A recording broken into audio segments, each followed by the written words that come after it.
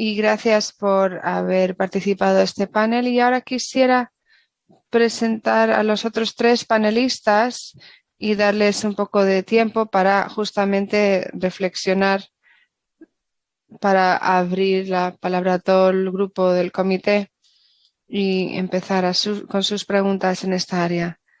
Quisiera ofrecer ahora la presentación a la doctora Ellen T. Chang, es científica principal y epidemióloga en el Centro de Ciencias de la Salud de Exponent Inc., una empresa internacional de consultoría científica de ingeniería en Menlo Park, California. También es profesora invitada en el Centro Oncológico de la Universidad Sun Yat-sen en Guangzhou y da clases como adjunta al Departamento de Epidemiología y Bioestadística de la Universidad de California en San Francisco. La doctora Chang ofrece asesoramiento científico sobre los posibles efectos de la salud, sobre la salud humana de diversas sustancias químicas, contaminantes atmosféricos, metales, metaloides, fibras, productos farmacéuticos, dispositivos médicos, campos electromagnéticos y nutrientes. Y ha realizado estudios epidemiológicos sobre el riesgo de linfomas malignos, carcinoma nasofaríngeo, carcinoma hepatocelular y otros tipos de cáncer. La doctora Chan se licenció en Harvard College en 1998 y se doctoró en epidemiología con especialización en bioestadística en la Escuela de Salud Pública de Harvard en 2003. Realizó una beca postdoctoral en epidemiología médica y bioestadística en el Instituto Karolinska de Estocolmo, en Suecia, y trabajó en el Instituto de Prevención de Cáncer de California en el Centro Asiático del Hígado de la Universidad de Stanford antes de incorporarse a Exponent en 2012. Doctora Chang, muchas gracias, Ned, y muchísimas gracias al doctor Sennett y a la doctora Morgan por estas presentaciones tan enriquecedoras. Muchas gracias al comité por darme la oportunidad de tratar los temas de evidencias y la aplicación en el ámbito de PFAS, lo que ha mencionado Ned en la presentación. Estoy empleada por Exponent, que es una empresa privada, y quisiera mencionar que hemos recibido financiación de empresas que han producido y han utilizado PFAS. Como epidemióloga haciendo recomendaciones para el cuidado de los pacientes, está por fuera de mi especialidad, y quisiera hablar desde la perspectiva de la evaluación de si los efectos causales de la exposición a estas sustancias con resultados en la salud humana, en vez de hacer recomendaciones de práctica clínica. Lo que quería hacer es una distinción y reconocer que hay una diferencia crítica entre este tipo de actividades. La epidemiología, en términos generales, involucra identificar, sintetizar y sopesar las distintas evidencias en causalidad y la acción, y también incluye esto un marco que incluyó Austin Bradford Hill en el informe de 1964 publicado por las autoridades médicas y que mencionó el doctor Savage. Y esto es parte de nuestro debate de hoy, y también no se refiere solamente a la aplicación de este tema, y como el doctor Lawmaker y Savinger mencionaron, cuando se trata de la epidemiología de PFAS no hay tanta certidumbre en lo que se refiere a la causalidad, la variación también y la calidad de las evidencias en lo que se refiere a los efectos causales potenciales en lo que se refiere a las PFAS. Pero hay varias agencias reglamentarias, regulatorias, como el Programa Nacional de Estados Unidos de Toxicología, la EPA, la Agencia para Sustancias Tóxicas y Enfermedades, y la Agencia Internacional para la Investigación del Cáncer, que han llevado a cabo estudios sobre las PFAS, siguiendo las estrategias especificadas por el doctor Savage, pero no muchos de ellos han incluido elementos que establezcan un vínculo claro de PFAS sobre la salud humana. Algunos suponen un efecto, posibles efectos, pero hasta mis límites de conocimiento no hay ningún vínculo directo. Así que existe una cuestión muy difícil para los proveedores de salud y también para este comité a la hora de hacer recomendaciones para los médicos, para los proveedores de servicios de salud que quieren seguir estas pautas. Pero en lo que se refiere a la epidemiología, a la hora de establecer efectos causales directos o si quieren recomendar protocolos preventivos o de monitoreo, pero no hay ningún tipo de recomendación de prevención de cáncer de riñón, por ejemplo, en el grupo de trabajo de cuidados preventivos o para hacer un estudio en lo que se refiere a la baja respuesta de vacunas. Y también los efectos causales en tratamientos a largo plazo deberían ofrecer directrices basadas en las causas o las evidencias. No hay una resolución ni una directiva clara, no hay una respuesta blanco y negro en lo que se refiere a ofrecer respuestas para nuestros pacientes. Y desde el punto de vista epidemiológico, creo que esta situación requiere más opinión por parte de vista del individuo profesional y también tener en cuenta cómo toman acción y comunican de cara a esta incertidumbre, al igual que proveen información basados en su práctica clínica y basados en la evidencia de acuerdo con las pruebas realizadas. Muchas gracias. Muchas gracias, doctora Chang. Y ahora le ofrezco la palabra al doctor Nicholas Chartres, director asociado de Ciencia y Política en el Programa de Salud Reproductiva.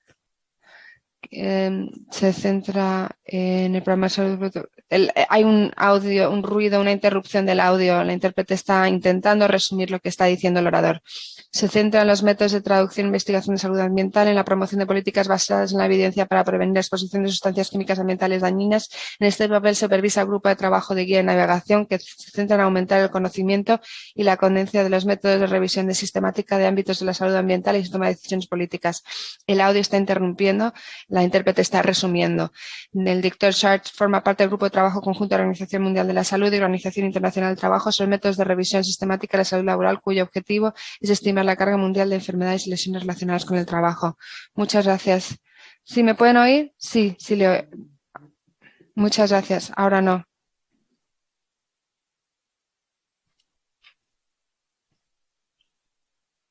¿Me pueden oír ahora? Sí. Muchas gracias.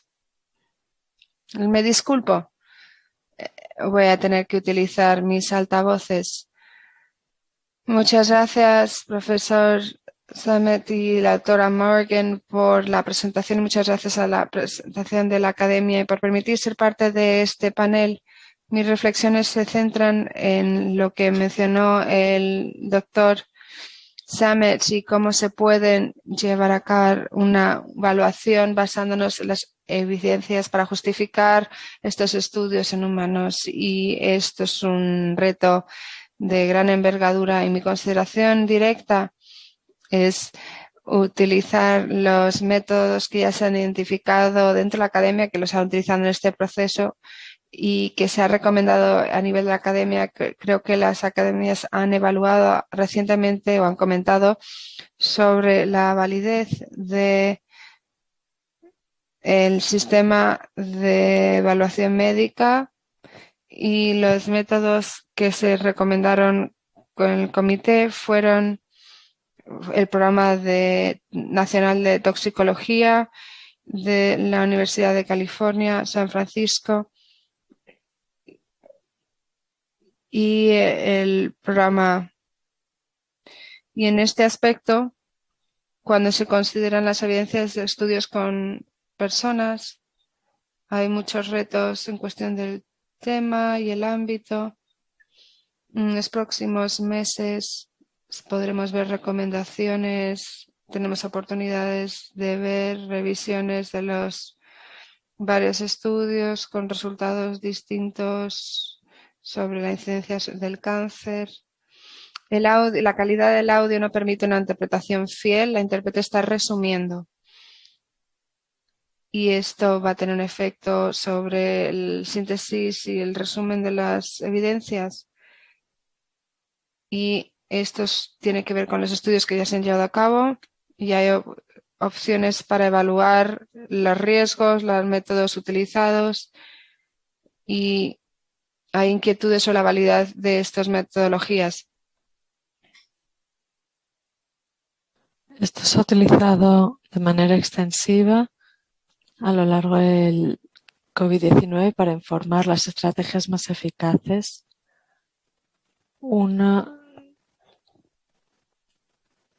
Hay que pensar en el alcance y el cuerpo de evidencia, hay que revisarlo. El número de PFAS que está en el informe nacional de CDC como químicos ambientales, la base de datos que se publicó este año de todos los resultados de salud y los PFAS que preocupan al CDC. Estoy pensando, la intérprete se quisiera disculpar, pero el sonido del orador es realmente poco claro. Muchísimas gracias.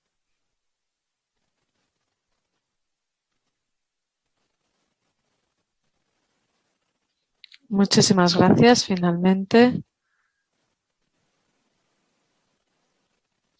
es un placer presentar al Dr. Holger Schünemann. Es profesor titular en el Departamento de Métodos de Investigación Sanitaria, Evidencia e Impacto y de Medicina de la Universidad McMaster. De 2009 a 2019 completó sus 2 mandatos como presidente de Epidemiología Clínica y Bioestadística en la Universidad McMaster, ampliamente considerada como la cuna de la atención sanitaria basada en la evidencia. Se había formado en Fisiología Respiratoria y del Ejercicio y en Medicina Interna y Respiratoria en la Facultad de Medicina de Hannover y en Biología Pulmonar, Epidemiología, Medicina Interna y Medicina Preventiva y Salud Pública en la Universidad de Buffalo, Estado de Nueva York. Creo que el máster lo completó en el 97 y el doctorado en el 2000. Formó parte del cuerpo docente de la UB y del 2007 al 2009 catedrático interino de epidemiología en el Instituto Nacional de Cáncer de Roma, Italia. Ha sido asesor y presidente de muchos grupos de expertos en directrices para la OMS, la Comisión Europea, Ministerios de Sanidad, otras organizaciones gubernamentales y sociedades profesionales. Es director de Cochrane Canada y del Centro Great de McMaster. Mantiene una práctica activa de medicina interna ya que tiene una gran pasión por servir a pacientes y garantiza que su investigación está orientada y concentrada en las personas. Somos primos de diferentes familias. Yo creo que nunca he formado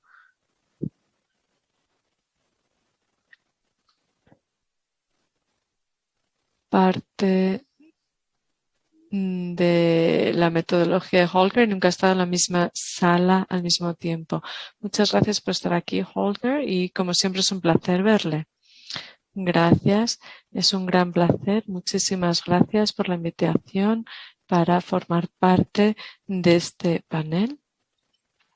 Primero, yo no tengo ningún conflicto de interés financiero directo, no hago investigación sobre PFAS, conozco muy poco el tema.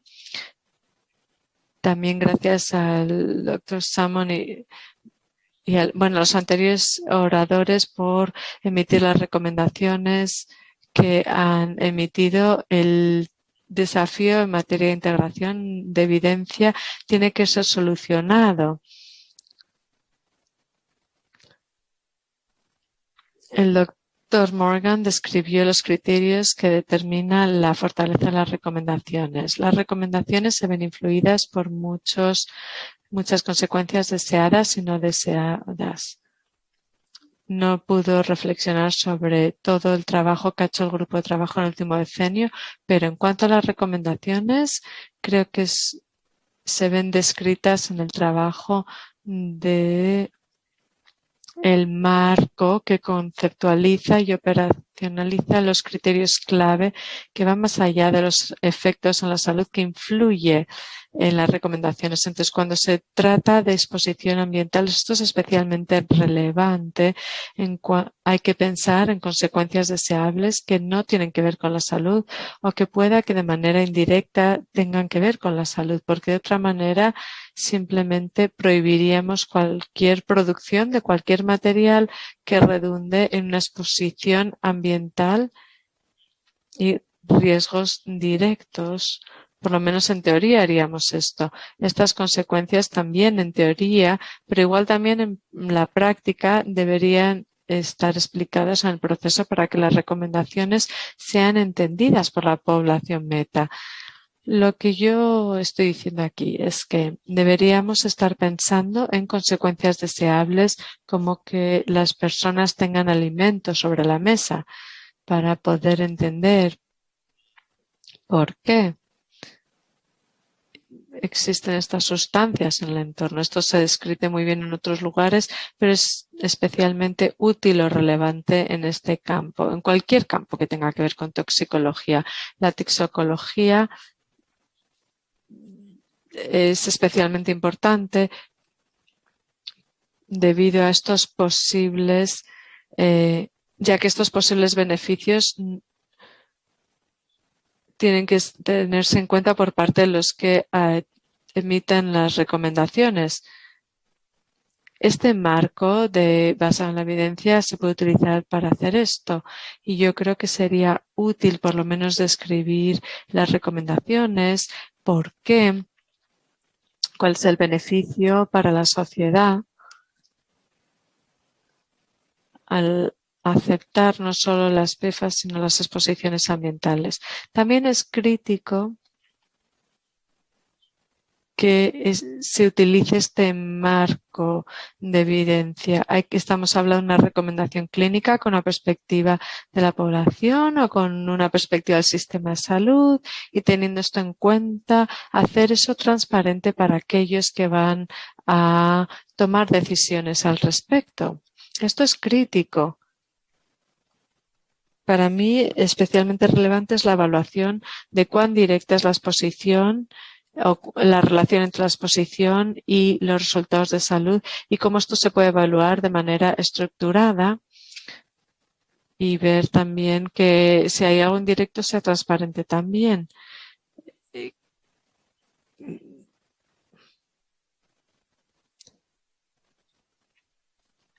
Esto se entiende, esto a veces se cometen errores de comunicación y yo creo que es importante que se utilicen estudios randomizados de manera detallada. Así que yo creo que voy a parar aquí, Ned, pero hay un par de puntos más que podría mencionar más adelante. Pero en aras del tiempo voy a parar por ahora. Muchísimas gracias, Holger. Yo voy a hacerle la palabra de nuevo si parece que nos sobra tiempo al final. También quería celebrar y reconocer la labor que Great ha hecho para permitir la evaluación de otros estudios de evidencia, el enfoque donde se incluye investigación cualitativa, el aumento de la evaluación de los métodos para abordar muchas de las cosas con las que estamos lidiando. Ojalá estuviéramos más avanzados en la interfaz entre la evidencia sobre las exposiciones ambientales y las recomendaciones clínicas a individuos. Sé que vamos a llegar allí en algún momento, así que muchísimas gracias. En este momento me gustaría ahora pasar a la ronda de preguntas y respuestas. Kevin. Gracias, Ned. No quería hacer una pregunta antes que tú, si tú tenías una, pero simplemente, Rebeca, quería saber lo siguiente. Yo he mencionado el punto antes de que hablara el otro orador sobre la segunda parte que tenía que ver con los principios generales sobre evaluación clínica y cuando hay una incertidumbre notable. Y quería saber hasta qué punto ese marco de evidencia muestra las fortalezas o las debilidades de ese grado. ¿Me puede expresar su opinión al respecto? Una pregunta fantástica. Siempre es positivo reducir las redundancias si ya existen cosas. Creo que tenemos ejemplos análogos en otros campos de salud pública o de otras áreas de estudios clínicos para los que hay evidencias limitadas. Así que yo creo que esos ejemplos existen en la literatura y con gusto los puedo compartir en cualquier momento. Pero creo que eso es lo que estaba intentando capturar en mi presentación. Simplemente subrayar que sabemos que estamos haciendo juicios y juicios sobre varias cosas. La evidencia y los diferentes dominios para la toma de decisiones. En cada uno de ellos no se espera que siempre haya evidencia en la investigación, pero puede que necesite hacer que los comentarios, hacer comentarios de manera explícita en el panel o encuestar a los grupos con los que está trabajando. Seguro que otros oradores tienen también comentarios al respecto, así que no voy a tomar más tiempo en mi respuesta. Sí me gustaría saber en qué medida creen que esos marcos para la toma de decisiones existentes podrían brindar los principios que necesitamos para la labor que tenemos frente a nosotros. Si fuera fácil, todo el mundo lo haría, Kevin. Dr. Chang, a mí me han impresionado sus comentarios sobre que estas van a ser decisiones menos basadas en causalidad y más basadas en intentar brindar, o los clínicos que tienen las mejores herramientas para brindar información útil para pacientes individuales. Porque yo creo que eso es una de nuestras tareas. Me gusta cómo está marcado y el consejo estaría en un área de incertidumbre, pero tiene que ver con basar las decisiones clínicas en la mejor evidencia disponible. Me gustaría saber si podría hablar un poquito más al respecto. Lo que hemos escuchado por parte de individuos expuestos es que la mayoría de los médicos no brindan ninguna información, no brindan guía, ningún tipo de orientación. En parte es debido a la falta de conocimientos, pero si lo llevamos al extremo va a ser falta de evidencias para respaldar una recomendación sobre, por ejemplo, que uno debería filtrar el agua que consume. Sí, creo que esto tiene que ver con la pregunta de Kevin para Rebeca y su recomendación sobre ser explícito en cuanto a la base o la calidad de la base científica para emitir recomendaciones del comité para los médicos y de los médicos a los pacientes. Ofrecer algún tipo de recomendación o orientación sobre cómo comunicarse con los clientes, si bien las evidencias son claras o no, pero sí tenemos directrices o recomendaciones que puedan tener en cuenta a nivel individual. Creo que hay que ser transparentes en cuanto se refiere a la calidad de la evidencia. Luego también resulta un poco un ejercicio de comunicación, más que una acción específica en el ámbito de la salud o procedimientos para hacer pruebas, y se refiere más a cómo hacer frente a sus inquietudes, cómo responderlas, y también en vez de decir, ay, no sé qué hacer, van a sus médicos con preguntas, y creo que puede que haya algunas preguntas o respuestas que no puedan ser sólidas. Y volviendo a la sesión del panel anterior, en el que se hablaba de posiblemente tratar otros temas de reducción de exposición más que el test de monitoreo médico. Esto podría ser una forma más basada en las evidencias, pero no escuché la sesión de ayer y no vi las conclusiones. Pero creo que hay que tener directrices claras de cómo podemos resumir estas pruebas o evidencias. Muchas gracias. Como no hay más solicitudes de palabra, solo tengo una pregunta más y quería escuchar los otros puntos. Para todo el panel, una de las formas en las que se trataba el tema de incertidumbre cuando estábamos haciendo estos modelos de tomas de decisiones era compartir información entre el paciente y el profesional. Esta toma de decisión informada pasaba por decir no sabemos esto, pero sí sabemos esto y se podía discutir dentro del contexto de sus inquietudes. Y basándonos en esto podríamos tomar esta decisión entendiendo qué tipo de contexto es válido para su circunstancia, especialmente los niveles de incertidumbre y las exposiciones medioambientales.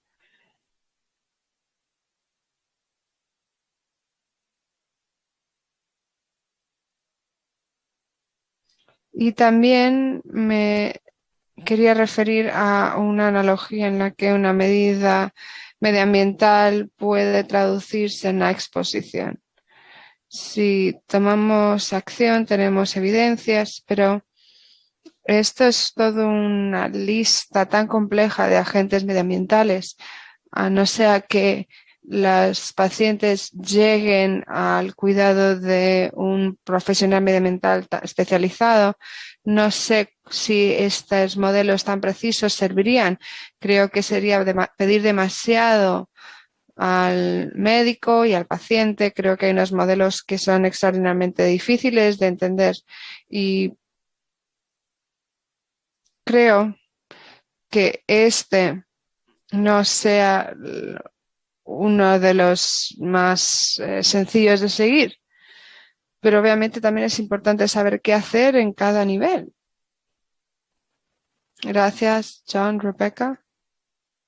Sí, creo que cuando se toma la decisión dentro de este proceso, se puede sentir una veces que están evaluando estos factores que se pueda permitir una decisión conjunta. Habrá pacientes que darán prioridad a los daños desconocidos y dar menos importancia a lo conocido.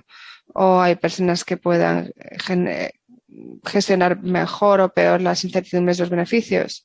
Y esto creo que es importante en lo que se refiere a las recomendaciones de los profesionales clínicos. Obviamente, estas recomendaciones toman tiempo, pero creo que puede haber una forma en la que se puede hacer de una forma transparente junto con las recomendaciones para que el profesional médico sepa qué tiene que tener en cuenta. Básicamente, identificar pacientes que tengan cierto perfil clínico. Holger. Gracias, Holger. Sí.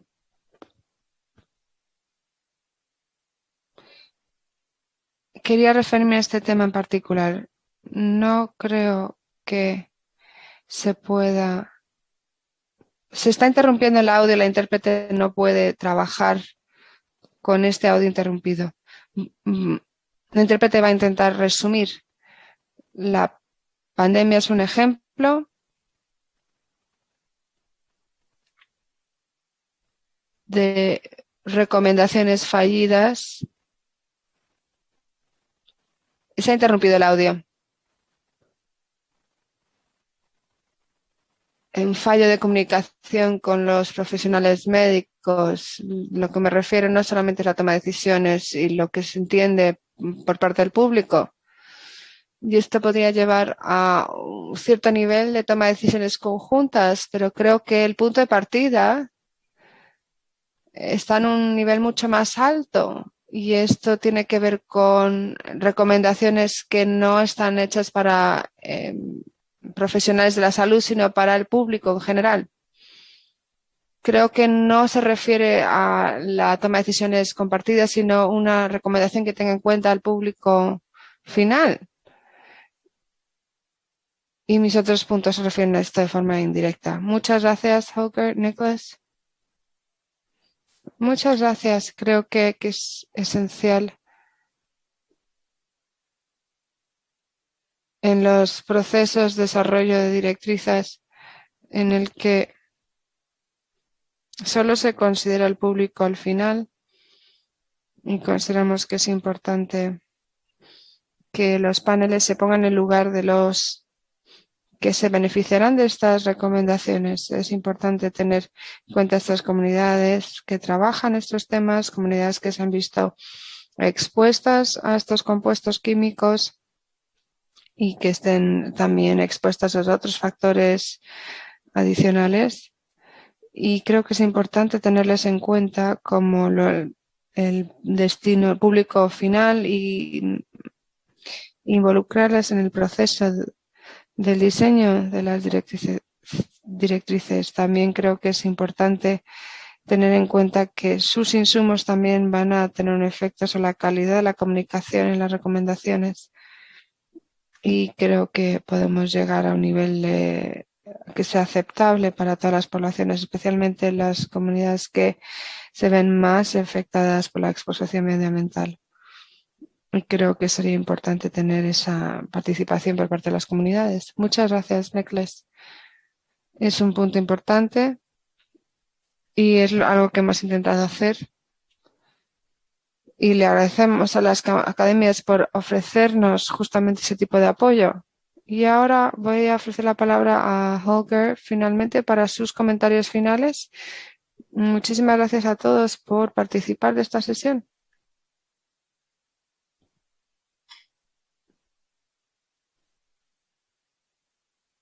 Gracias, Ned.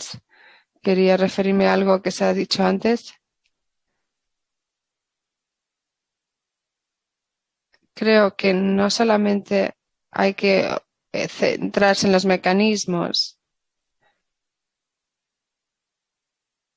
y en lo que se refiere a que los mecanismos se consideran de forma indirecta, en particular cuando la certidumbre de la evidencia es alta o moderada. La incertidumbre, perdón. Si queremos buscar un mecanismo, hay que tener en cuenta que la factibilidad biológica no se incluye en el procedimiento de Bradford-Hill, sino que tienen que incluirse en un desarrollo de los puntos de vista de Bradford-Hill. Otro tema que hay que tener en cuenta en el contexto, se ha interrumpido el audio. La intérprete está resumiendo, pero se interrumpen las palabras clave. Es utilizar la contribución de expertos, no solamente en los efectos de la salud, sino otros criterios que afecten las recomendaciones y decisiones, como por ejemplo, se ha interrumpido el audio una vez más. Y finalmente, podría ser relevante revisar los criterios que se refieren a la exposición medioambiental, que se están definiendo ahora. Uno de los criterios es que las evidencias indirectas apuntan a unos beneficios o daños a la hora de las recomendaciones. Así que sería beneficioso para este comité determinar estas recomendaciones de salud y si son apropiadas en este contexto. Muchas gracias. Un punto muy importante. Creo que un buen lugar, un punto de partida para nosotros para terminar esta sesión. Quería expresar también mi apreciación a todo el comité por el gran conocimiento que han aportado a la sesión, por la dedicación en sus presentaciones, sus enriquecedores comentarios. Ha sido una sesión de gran utilidad para Kevin y para su grupo de trabajo sobre cómo podemos plantear este marco de recomendaciones dentro del la síntesis de recomendaciones. Muchísimas gracias a todos y espero poder recibir sus insumos sobre el informe una vez que se publique. Muchas gracias por participar de la sesión y ha sido un placer verles. Creo que esto cierra nuestra sesión de presentaciones formales y ahora voy a proceder a la parte de comentarios del público. Ahora vamos a hacer los comentarios públicos. Las personas que van a hacer comentarios hoy se han registrado por adelantado. Les vamos a solicitar que se limiten a 3 minutos, que es como hemos procedido en todas las otras sesiones con todos los participantes en los comentarios públicos. Tengo una lista de nombres. Creo que hay una persona en mi lista que está presente y obviamente voy a referirme a todos por si acaso hay alguien más que quiera hablar y que no estén en mi lista. Katie Pouch, le voy a ofrecer la palabra. Muchas gracias. Muchas gracias a todos por prestar tanta atención a estas necesidades de salud pública tan importantes. Soy profesora de la Universidad de Texas y estoy trabajando sobre la interseccionalidad de las políticas de PFAS durante varios años para poder cumplir con su responsabilidad de revisar las evidencias de salud. El primer paso que tienen que hacer es identificar las evidencias y quería tomar esta oportunidad para recordar a la comunidad la amplia gama de información que hemos compilado yo y mis colegas, que ya está disponible en línea en la página web pfastalksdatabase.org. Es una base de datos pública que se ha desarrollado para los métodos sistemáticos y se podrán utilizar para cubrir evidencias de 29 clases distintas de PFAS. Incluyen flujos de evidencias, incluyendo también estudios en animales y seres humanos, y también se pueden evaluar. Quisiera describir brevemente la labor que hemos llevado a cabo a la hora de compilar esta base de datos. Se basa en 29 PFAS que se han medido en matrices medioambientales, organismos humanos y otras fuentes. No incluimos estudios que solo han evaluado PFOA y PFAS, pero se podrían incluir en la base de datos si es necesario. Nuestra investigación original se llevó a cabo en 2013, basadas en 3.500 estudios en los que 742 fueron incluidos porque se han incluido en varias listas dentro de los estudios de toxicología. Y estos son los datos que están disponibles en la base de datos interactiva en línea. Estamos procesando ahora los 2.500 estudios que pudimos recibir en enero de este año, y vamos a incluirlos en la base de datos, incluyendo 200 estudios epidemiológicos con seres humanos. Así que esto no ha sido una labor pequeña y nos ha tomado varios años, pero quisiera destacar que todos estos datos están disponibles al público en esta base de datos y que es información pública, y que esta base de datos se ha creado estableciendo una metodología de revisión sistemática, incluyendo la metodología del programa de toxicología, y hemos incluido estudios que miden la exposición y el biomonitoreo dentro de las páginas web que son nuestras fuentes. Muchísimas gracias. Gracias por los comentarios y por la información brindada sobre las bases de datos y que están disponibles para el público. ¿Podrías poner la dirección en el chat, Katie?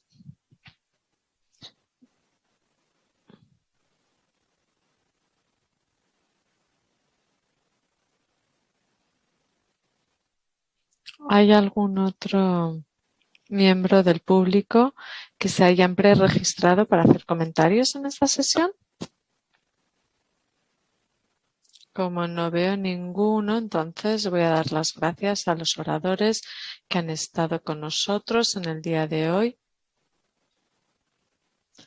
Fantásticas sesiones para ayudarnos a seguir avanzando. Tenemos un poquito de tiempo disponible para el comité.